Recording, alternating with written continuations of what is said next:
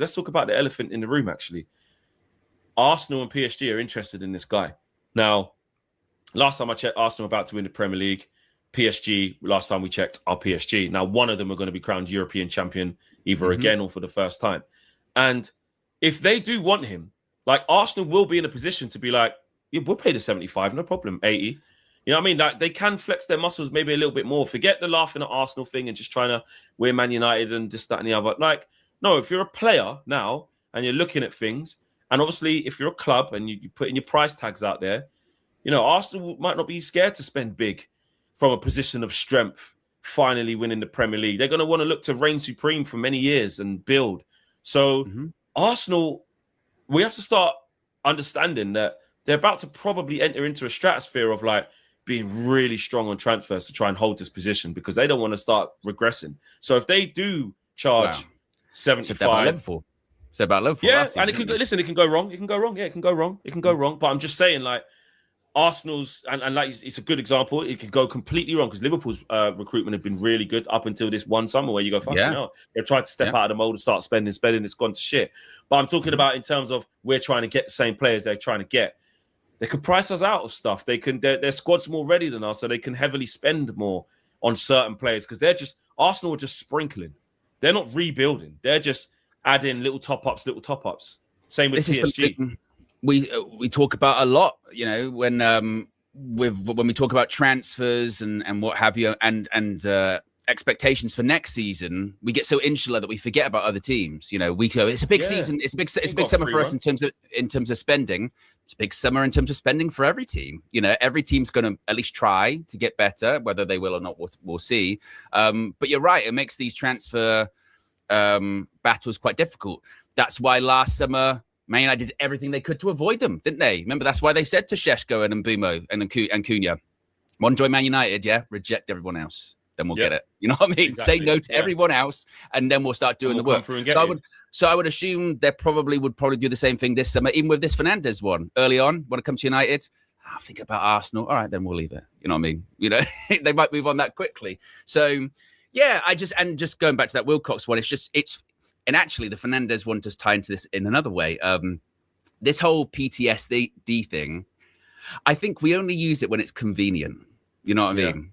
And I think Fernandes is a really good example. So, I can't get this person. Why? It's Wilcox. But do you like Fernandes? No, we can go for them. Or Fernandes again.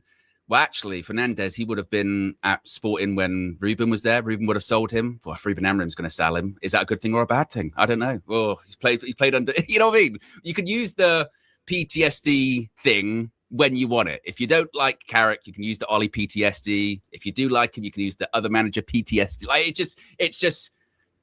we use it when convenient. The crux of the matter is Mateus Fernandes would be a very good signing for Manchester United this summer. And it's the type of player we need to be looking at. We need to be looking to get. We need to improve that midfield. We need to get at least, I think, 3 midfielders. But it also can't be one where, you know, it gets too far away in terms of the value. If it gets too out of control, then we do have to move on quickly. And what we cannot afford this summer is to be dragging things out so long that we kind of do get into these transfer battles and races and that take a couple of months because we just don't have that time. You know, we've got so many to get through. We didn't even really talk, we'll move on to the set, but we didn't even really talk about what Mateus Fernandes would want. Like, we've heard like he's keen to move to us, but if Arteta sits him down and says, listen, look at this. Premier League champions. I don't even want to utter the words of the other type of champions because I definitely don't want that to happen. But, you know, look at us. We're going in the right direction. You could be part of this. If PSG come to him, I mean, you need to talk about what Luis Enrique is going to say to him of what he could be part of. So you also need to look at that of like versus Agent Bruno versus, you know, Michael Carrick and Wilcox saying, listen, turn this club back to its, you know, what does the kid want to play? What does he want to be part of? We don't know. This is like the Semenyo thing. You could just choose them. He could be like, listen, thanks, but no thanks. I'm good. I'm going on. That's what happens at Champions League final. Like whoever wins that, suddenly the glow around them. You know, if PSG win back-to-back Champions Leagues and, you know, they even say to Mateus Fernandes, oh, we'll go for you in the summer, but not right now, he might wait. You might be like, go PSG. I'm 21. He might be like, PSG goes, fucking hell, I'll develop, but will I play? Zaire Emery's come to the forefront now. You know, Neves and maybe that's the point. And Vitina are unreal. Look at the young players. They're Portuguese, but they're Portuguese as well, though. And you go, I want to follow them. Exactly. You look at it's not as if Lewis and it's not as if and by the way, with the way that PSG are moving now, it's amazing how that thing is flipped, because I remember just a couple of years ago, the problem with PSG was they can't win the Champions League because they play in Ligue 1. It's not a good enough league for them to be on their toes every single week, playing to the standard you need to play at every single week to win a Champions League. Now with them, it's the opposite. Now it's the fact that they play in League 1 is why they can win the Champions League, because they can win the Champions League. Because I saw Ousmane Dembele get like League 1, I think it was like Liga Attacking Player of the Year or Striker of the Year. 9 starts. He started 9 times in Liga. 9. And does that need to be studied then, or are we doing too much?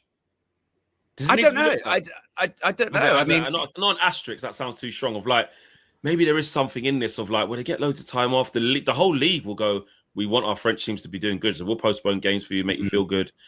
Premier League's not on any of that. Or is it just, mate, I'm sorry, the reason why I'm not necessarily on that is because that is one part of it.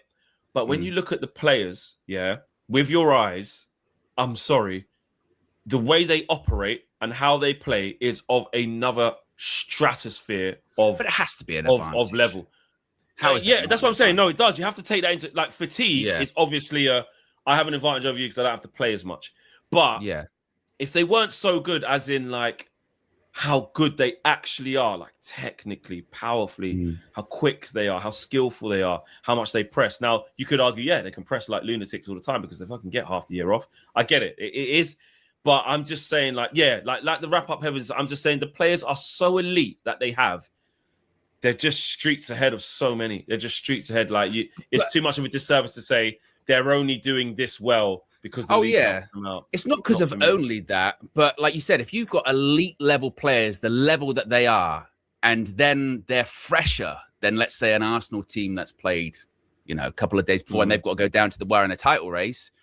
That can be an advantage. Now the idea of leagues postponing games, I mean, that's happened for a while, hasn't it? I mean, it used to happen in Spain all the time, didn't it? For Madrid and Barca, they'd move games around, or in Italy, teams would play on like a Friday night. Would you like to see this league do it? Would you like to see the Premier League do this?